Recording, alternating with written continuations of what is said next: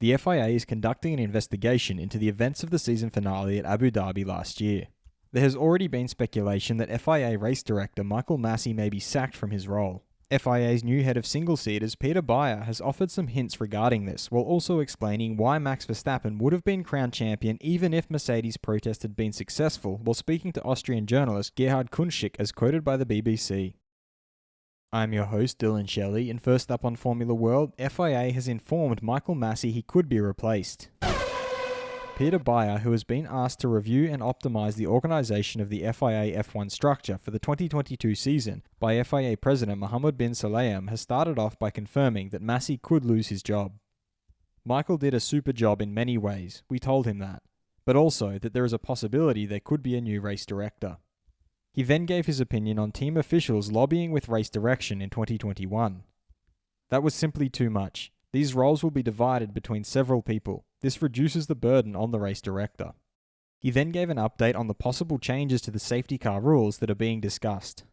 If neutralization is necessary in the last 2 laps of the race, the lap counting ends and the laps are added at the end of the safety car phase. This could cause a fuel problem in F1, which is why it is being looked at more closely. We also asked the teams if their requirement not to finish a race under safety car was still relevant, to which they all agreed. He further confirmed that team managers will still be able to contact race direction, but with a few changes. The team managers will still be able to. They have to be able to ask questions. We want to build in a buffer with an employee who accepts these requests. In the future, the race director will be able to concentrate on his task and will no longer be distracted. He then turned his attention to the protest launched by Mercedes in the aftermath of the Abu Dhabi Grand Prix. Had the Mercedes protest gone to the Court of Appeal after being rejected by the stewards, what would have happened? I think the judges would have said, it's different in the regulations, he decided that way, so we could just void the result.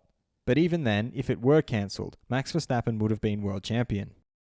He signed off by hoping to improve things. The situation was far from perfect, and that's why we're working on it. It's also about having respect for the race director.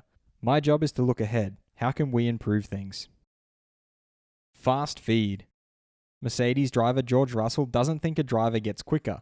They do get better, more consistent, and probably what has allowed me to do that is having a better understanding of the technical side. What does it take to get the tyres in the right window to start a lap? How do you deal with your outlaps to make sure you're in the right position, not in too much traffic? If there is traffic, how do you deal with that? What do you need to do differently if a tyre is too hot or too cold? If you go bonsai into turn 1 and the tyres are slightly too cold, your lap's gone. So it's about understanding these limitations. Red Bull advisor Helmut Marko has confirmed that there will be talks with Max regarding extending his contract beyond 2023 in the coming weeks. With Max, we are already almost at the limit in terms of salary. I don't think Max would leave us. Because of what happened at Silverstone, something has snapped in the minds of Max and Jos. He does not want to change teams at all. Red Bull team principal Christian Horner has stated that if Ferrari will come out with the fastest car and crush us all in the first race, you can certainly say we have suffered from the intense title battle. Or maybe Haas suddenly comes out with a rocket. But no joke, we have a phenomenal team at Red Bull, and our people have worked very hard. But of course, we have no guarantee that we will be competitive again under the new regulations. Ferrari sporting director Laurent Mekies suggested that there is less freedom definitely in the 2022 regulations. We are all excited because it's going to be completely different compared to last year, but how different will the cars be from each other, we will see. The first go at it, we may see enough difference, but then I think the question we all need to ask ourselves is once 6 months have passed, and more importantly, once 1 year has passed, once you have redone your car for 2023, will we all turn out to have exactly the same? Haas driver Mick Schumacher has divulged that yeah, definitely, Lewis Hamilton's always been very open to giving advice to help me in the position I was in. Also, already back in the day, when my dad wasn't with Mercedes anymore, I did get the chance to come to a few races and see him there. Those conversations are obviously private. Some of it is related to racing, but most of it is just on a friendly basis. Should the FIA make new rules to prevent races from ending behind the safety car? Head over to my community page to vote in the poll and let me know what you think in the comments. And if you like this video, feel free to subscribe and check out my others for all the latest in the world of Formula 1.